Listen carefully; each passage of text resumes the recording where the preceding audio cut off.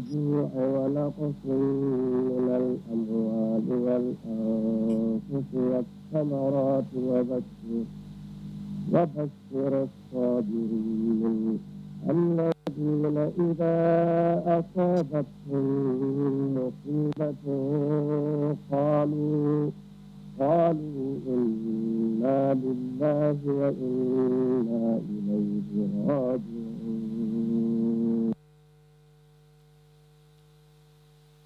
إنكم بشيء من الخوف والجوع ونقص من الأموال والأنفس والثمرات وبشر الصابرين الذين إذا أصابتهم مصيبة قالوا إنا لله وإنا إليه راجعون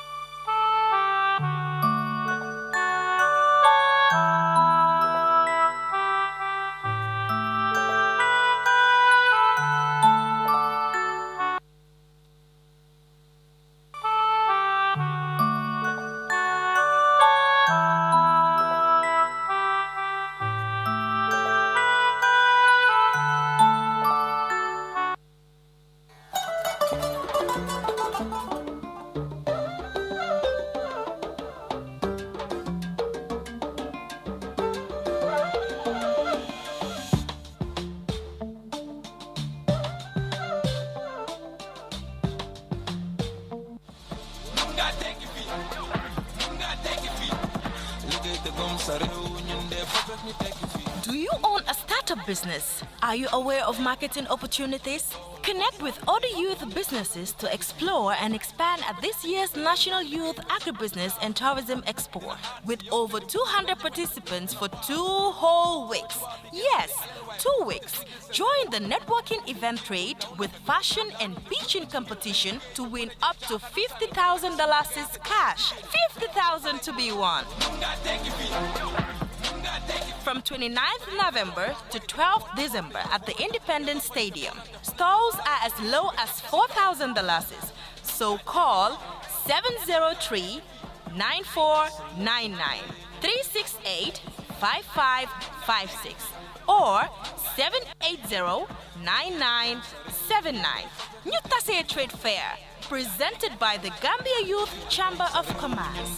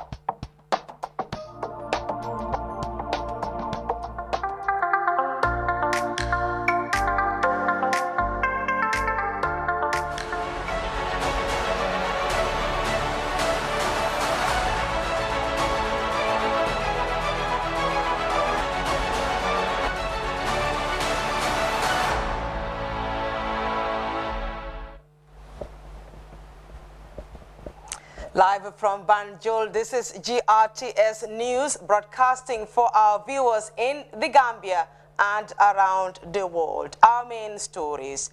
The Qatari government recommits to execute a development agreement with the Gambia government amid an assessment study of various sectors in the Gambia. Building a solid foundation for democracy, the National Human Rights Commission moves to expand awareness on human rights, democracy, and good governance. And building legislation to support the livestock subsector, sub-regional officials meet in Banjul for a major forum to finalize the country's new veterinary legislation. Breaking barriers in sports, the Gambia's Deaf Scorpions beat Liberia in their first game at the West Africa Deaf Football Championship in Sierra Leone. Plus, Gambia's sprinter Gina Bass makes it to the finals of the IWAF Athletics Championship in Doha after qualifying as the fastest loser. And in the internationals, abducted and impregnated, Nigeria's police free over a dozen women and girls under captivity. All that and much more coming ahead in the news. I am Madeline Baji.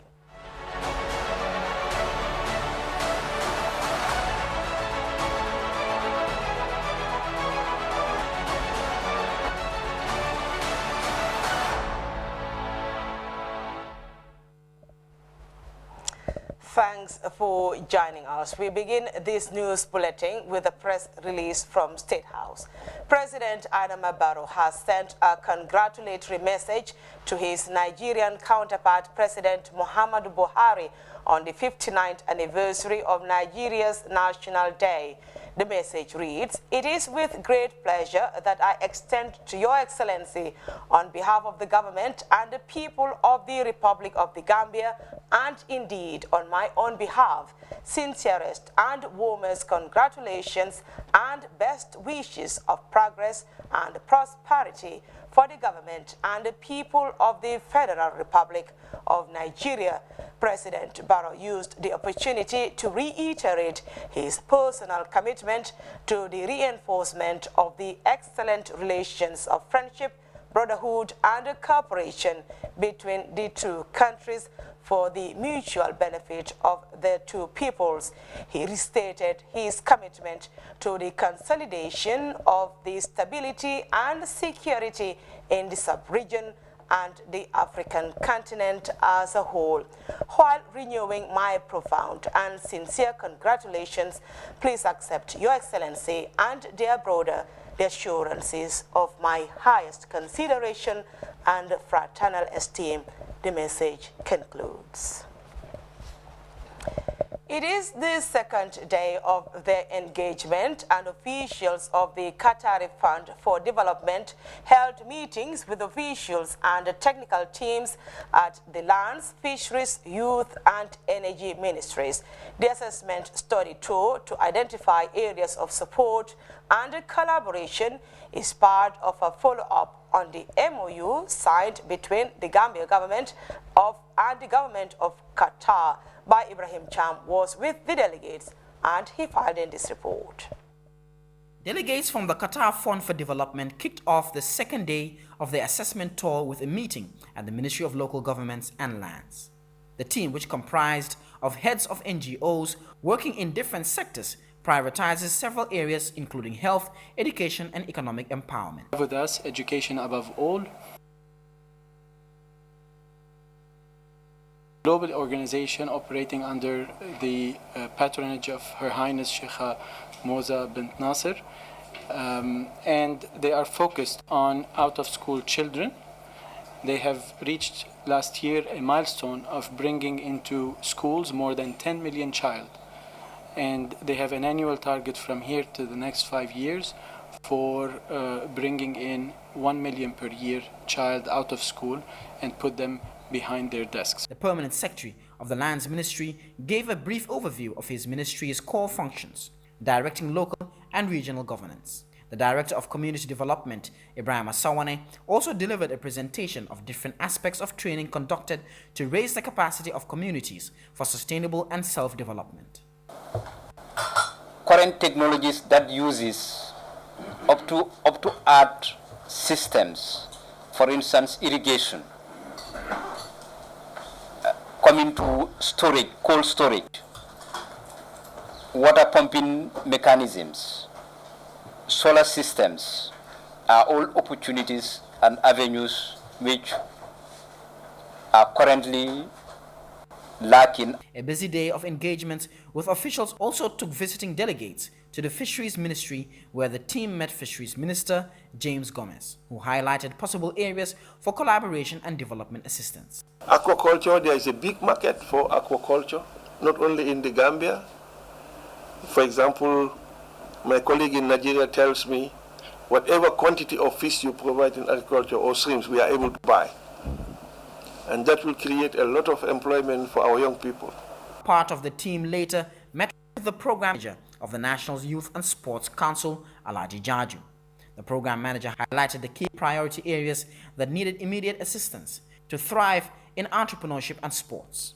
So what we have been doing as a country is really to work with a lot of our partners, local partners that we have, to provide a lot of the skills that young people need in the country. But we are missing the manpower and the equipment bit to be able to really get young people, cutting-edge training, and they can fit anywhere they move around the world. Finally, engaging the Energy Ministry in a prompt meeting, the visiting team Qatari also examined their areas of need for expansion with regards to electricity and water supply. Our plan or strategy is to generate electricity, the cheapest mode of generation. Of course, we are 100% dependent on petroleum products now, heavy fuel oil. But we want to change this to a large percentage into renewable energy, mainly solar and wind, and also regional trade, of course, getting energy from River Gambia project, OMVG. Aiming to start work in the soonest possible time, the drive here is to identify and collate unnecessary data for intervention whilst awaiting approval from Doha, a 3-year implementation plan. Reporting for GRTS News, I'm by Ibrahim Chang. A giant leap for holistic livestock development begins as the Department of Livestock Services hosts a 2-week regional convergence to review and update the country's veterinary legislation. Louis Mendy reports the African Union Inter-African Bureau for Animal Resources is providing the technical and financial support for the initiative. The Department of Livestock Services, with technical and financial support from the African Union Inter-African Bureau for Animal Resources, is reviewing and updating the country's veterinary legislation for the long-term holistic development of livestock for socio-economic empowerment. A seminar engaged the National Assembly Select Committee on Agriculture and Rural members on the subject. Dr. Abdul Sisi is the Director General and the Department of Livestock Services. As member states of the AU, today we have another opportunity of coming together for the sake of improving agricultural production and productivity across the continent, and in particular, work towards unlocking the potentials of our livestock sector. It is common knowledge that there continues to be numerous challenges affecting our livestock sector. Currently, key among these is our country's inability to effectively control emerging and re-emerging livestock diseases. Of course, this is partly due to the absence of sound veterinary legislations that would empower our veterinary services in efficiently and effectively delivering their mandates. Until today, the Gambia is using the old veterinary legislation, which does not reflect the current realities, and the need to modernize it couldn't be more relevant, said Dr. Babkar Jau, the Chief Animal Health Officer at the African Union Inter-African Bureau for Animal Resources, a continental body supporting member states to develop their animal resources. During the next 11 days, you will be reviewing a priority domain of your national veterinary legislation in order to make it more responsive to the need of national and regional stakeholders. Bringing together animal health experts, legal drafting experts will assure synergy and complementarity and enable us to go beyond just producing draft instruction. This will speed up the process at national level, thereby assuring economy, effectiveness, efficiency.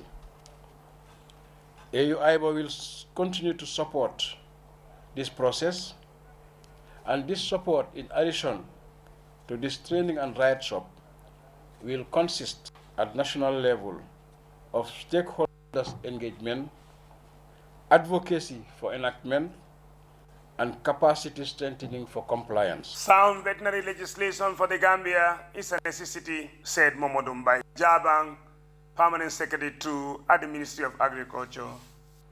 Our livestock sector, especially the indigenous ones, have many unique characteristics. They are the heritage of Africa's diverse rural communities and contribute significantly to the livelihoods of many rural people. These livestock resources are not just a source of good health, but also of wealth, and continue to be among the most traded food commodities on the continent.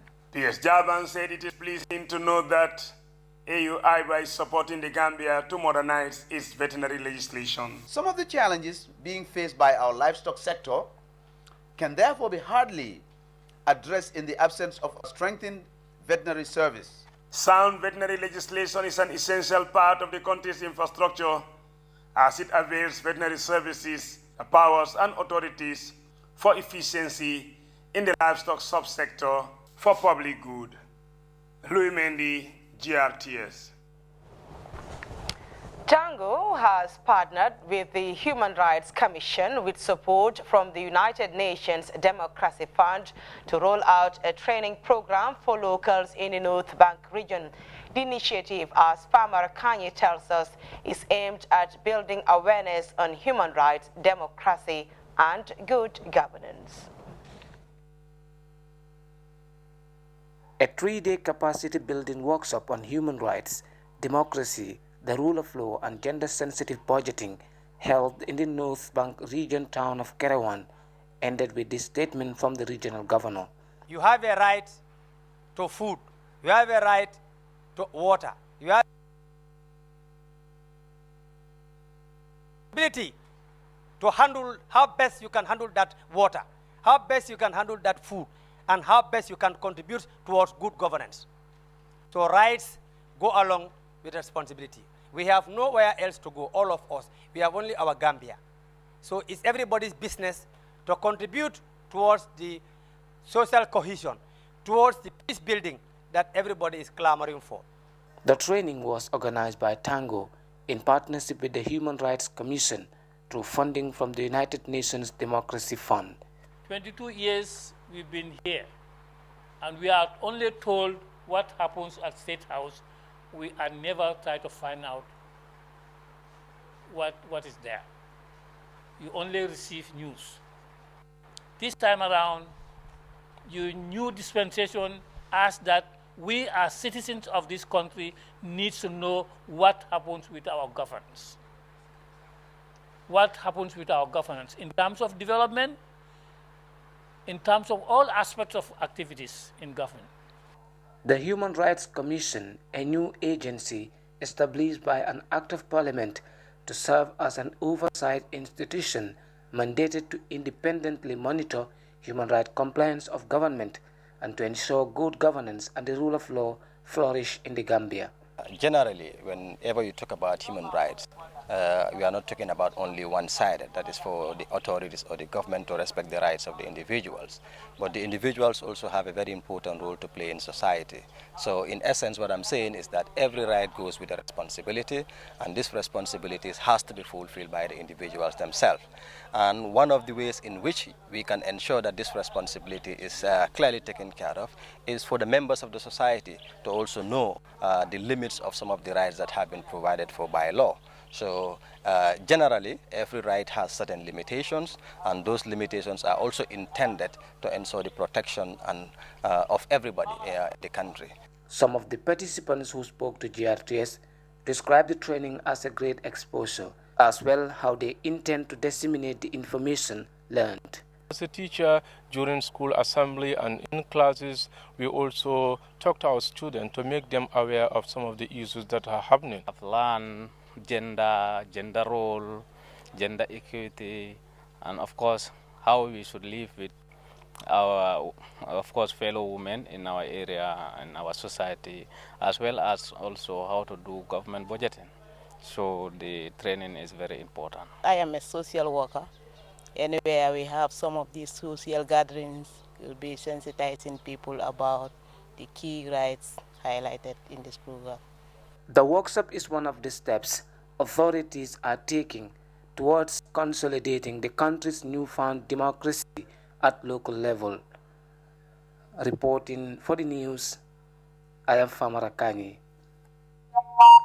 Former Assistant Superintendent of the Police Intervention Unit, Momodu Cisse, and the former Inspector General of Police, Zephaniah Rex King, today appeared before the Truth, Reconciliation and Reparations Commission in connection to the April 10th and 11th incident in the year 2000. Senabu Jain witnessed the proceedings.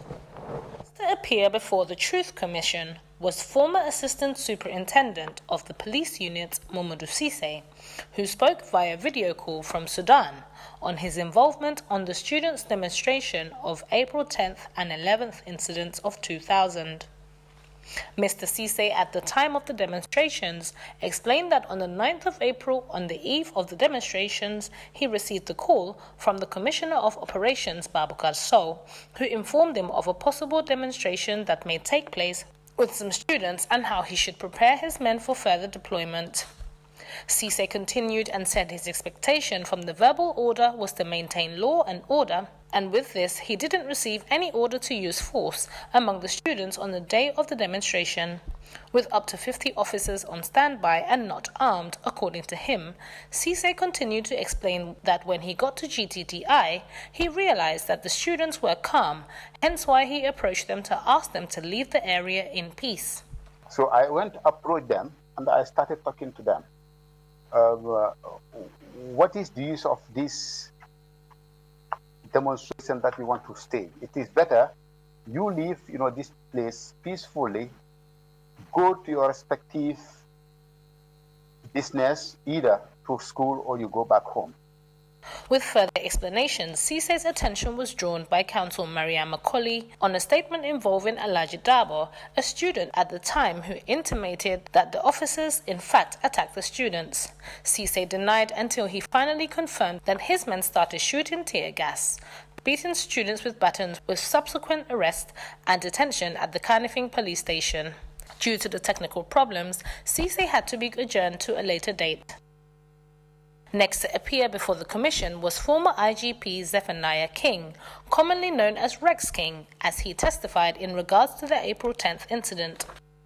King informed the commission that in March 2000, he received information about the late Ibrahim Barry's death and the alleged rape case of Binta Mane, to which is what triggered the students to want to demonstrate in April 2000.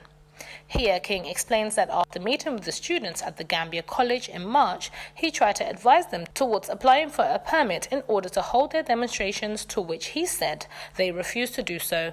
Another meeting that took place, to which IG King had to leave to see off the former president on his trip. King also revealed that the students wanted to visit the former VP, Aissatunjai Saidi, to which he said he will facilitate. However, on the day of the protest, King believed his orders were respected and things would have run smoothly.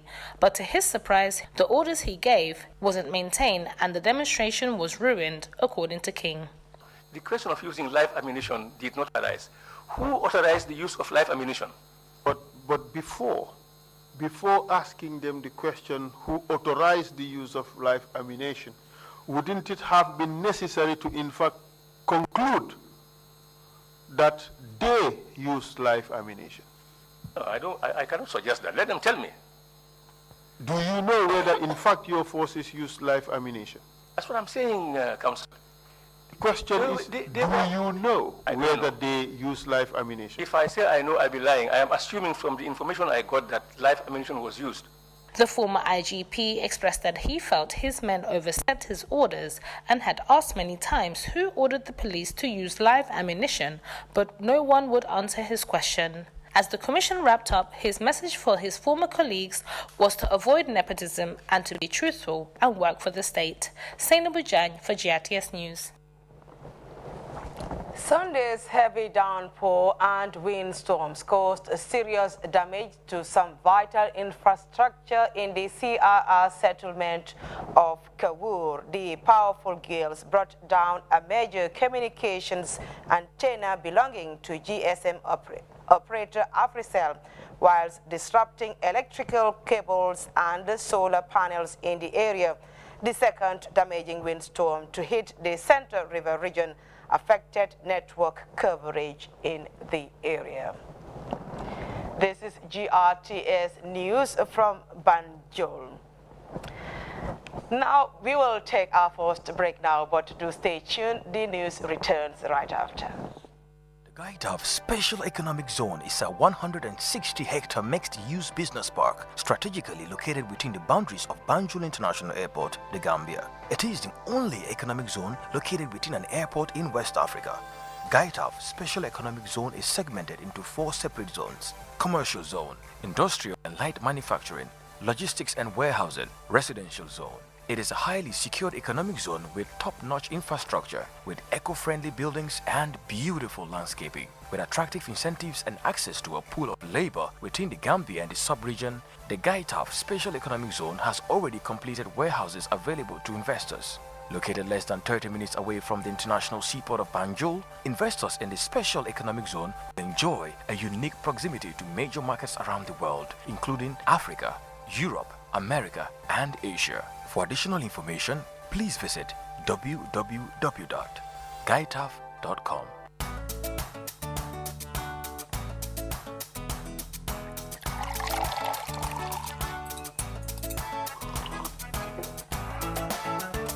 Sweetheart, head bi jolli na. Lii mooy Sofi Choco. Jaf ko chocolate bii saf na te neex na lool. Man, Sofi Choco rek laay naan bés bu nekk. Sofi Choco 100% chocolate la. Am na calcium, am na iron, te baax na si mag, baax na si xale. Dina yokk seen kàttan ak sawarte si bés bi yëpp. Léegi saa yoo leen naanatee Sofi Choco na ngeen si boole Sofi meew ak Sofi Choco. Cafka bi benn la. Amut morom.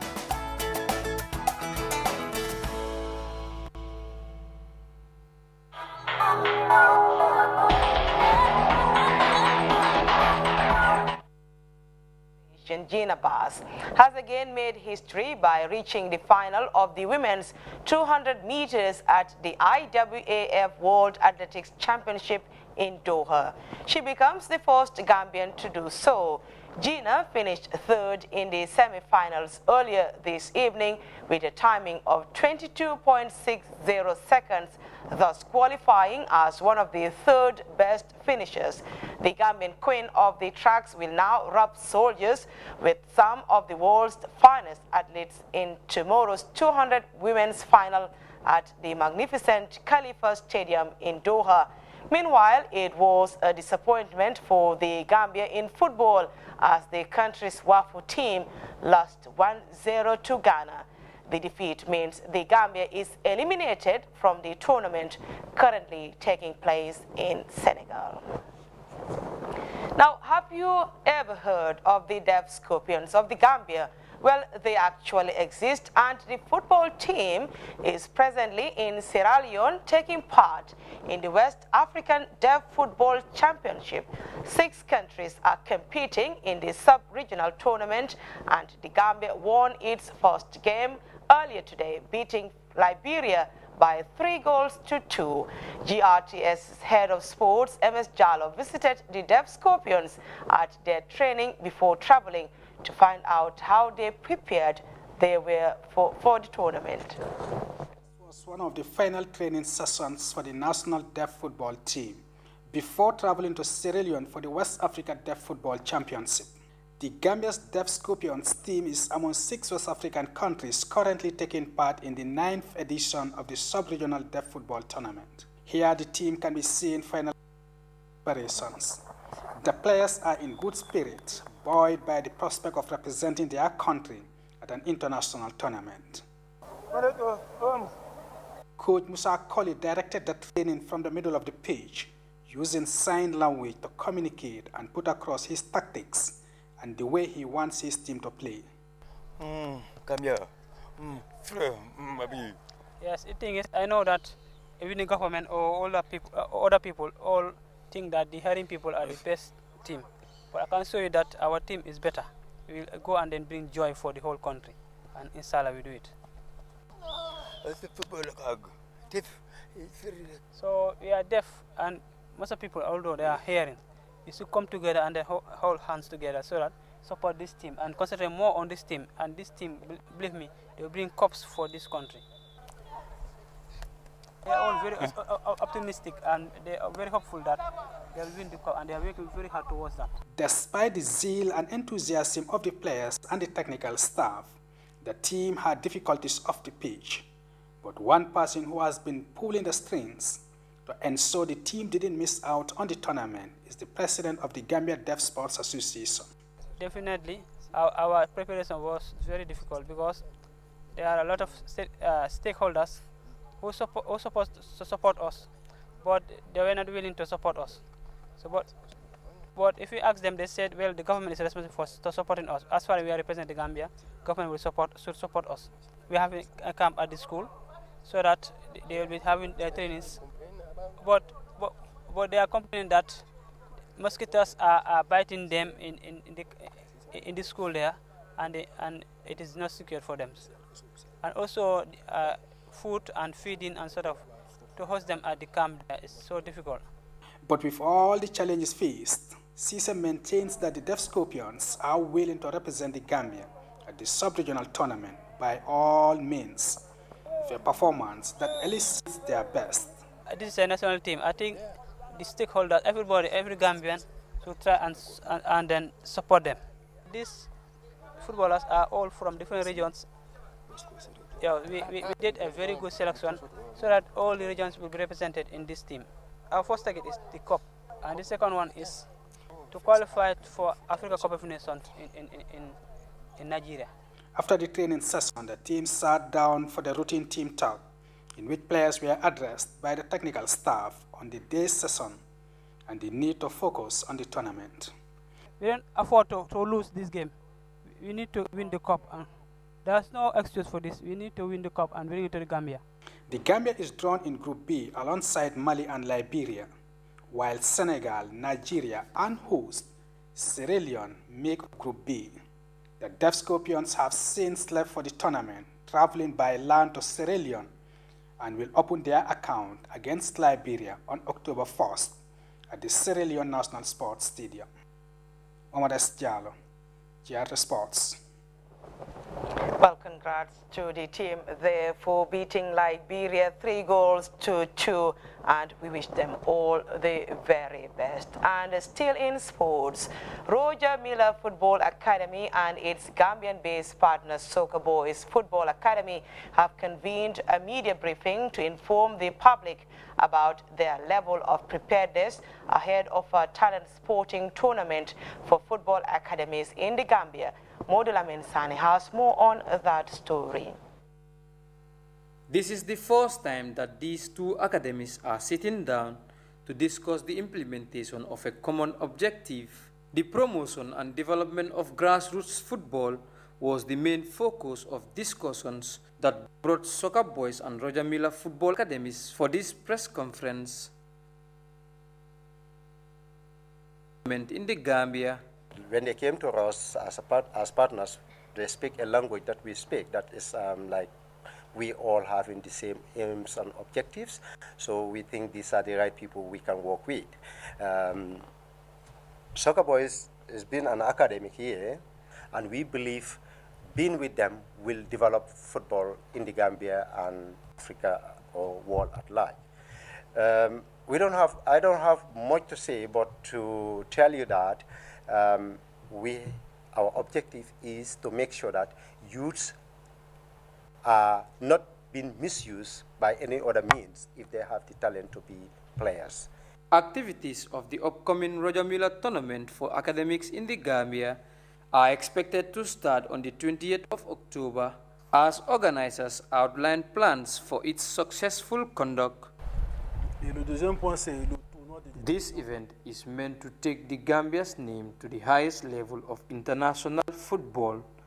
Part of the activities of the event is to organize a football tournament for players that will be scouted by some teams from outside and also bring opportunity for young people of the country. Qui doivent être présents pour regarder ces jeunes jouer. With the coming up of all these academies, that will help us promote and really help identify the very talents that we want to see come on board to help advance our game to the highest level. The idea is to have players between the age of 15 to 20 showcase their talents in a competitive fitness tournament and provides a perfect platform for scouts to watch the players in action. It is very, very important because when the tournament is organized, the young people that will be identified, because we learned there will be football scouts coming to the country. Now, those young people are our own brothers. And once they have a club outside the Gambia, it also adds value. We'll take another quick break. The news continues right after. Time in the Gambia. Your favorite GSM operator, Africell, is the first and only GSM operator to launch a brand new technology called the eSIM. The eSIM simply means you can use your phone without a SIM card. Do you have an iPhone XS, iPhone XS Max, or a Google Pixel 3? If you do, then walk into any Africell customer care center and activate your eSIM today. With your virtual Africell SIM, you can use more than one number without having a physical SIM card in your phone. Enjoy this brand new technology for the first time in the Gambia, brought to you by Africell. eSIM, your phone without a SIM card. For more information, please call 111. Where Africell goes, nobody dares to follow. And that is all in this edition of the news. But before we leave, a reminder of our main stories. The Qatari government has recommitted to execute a development agreement with the Gambian government amid an assessment study of various sectors in the Gambia. Building a solid foundation for democracy, the National Human Rights Commission moves to expand awareness on human rights, democracy, and good governance. Breaking barriers in sports, the Gambia's Deaf Scorpions has beaten Liberia in their first game at the West African Deaf Football Championship. Plus, Gambia's sprinter Gina Bass has made it to the finals of the IWAF Athletics Championship in Doha after qualifying as the fastest loser. And that is all in this edition of the news. Many thanks for being with us. Join us at 2200 hours for more news.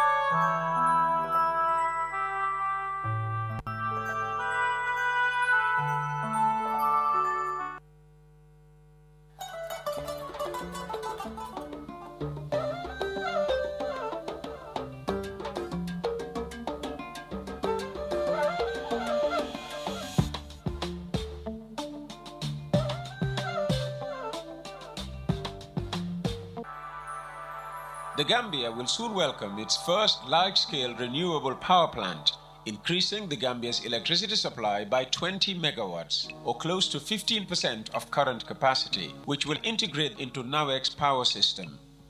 Solar energy will be transformed into clean electricity, free of air pollutants and CO2 emissions. This project is jointly financed by the World Bank's Gambian